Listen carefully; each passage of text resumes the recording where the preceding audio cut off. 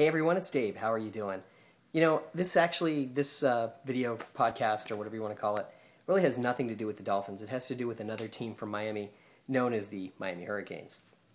Now, here's a situation that they found themselves in this week where this guy was running a Ponzi scheme and he made a lot of money and he had a lot of influence and he got engaged with the Hurricanes in some way. And so from 2002 to 2010, he was doing all kinds of things that were illicit in some way, at least according to him and some of the investigations that Yahoo Sports looked into. So this guy was giving away freebies and doing all kinds of other things with the players, the rumors of prostitution, of buying gifts for them, of giving them cash, doing some different things.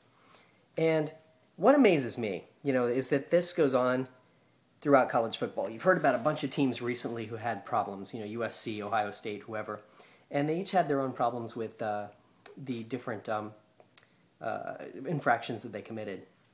And in every case, you heard about them, oh, it's an infraction, the coach knew about it, there was things going on that were probably wrong, and there was evidence to support it, and the NCAA came out and said, well, we're going to sanction them, we'll take away a couple of bowl games, we'll take some money, whatever.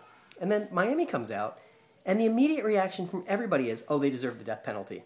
Now, what's different here? Why do they deserve the death penalty?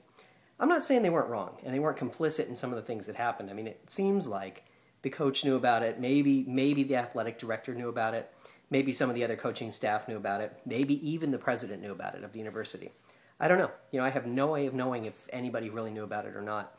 It just sounded kind of fishy to me, and so far, there's no substance to it. There was a Yahoo Sports story that broke, and there was some corroborating evidence that Yahoo turned up, but they didn't have anything else that they really came up with, and the NCAA hasn't investigated fully yet. They're using that as the basis for their investigation. So, I hear that and I go, well, what's different here? Why is everybody talking death penalty all of a sudden? I mean, when Ohio State had it, oh, it's really not that bad. It's it's no big deal. It's whatever. And I get it, but it just seems kind of funny to me that all of a sudden the team in Miami, oh, they're bad guys. It's the Catholics versus convicts all over again. Just very strange. So anyway, that's all I wanted to talk about, was just how odd sometimes sports can be, how weird it can be, because this story has been going on for days, and you just keep hearing more and more about, oh, it's so bad, and that's the way it goes. Now, as for the Dolphins, tonight's the game where we'll get to see Cam Newton go up against Chad Henne. Be curious to see what Henne can do, what Newton can do, and kind of get a sense of where the Dolphins are potentially against this what appears to be a top-flight quarterback. So I guess we'll know more in a few hours when the game is played. And that is it for now. I will chat with you soon. Bye.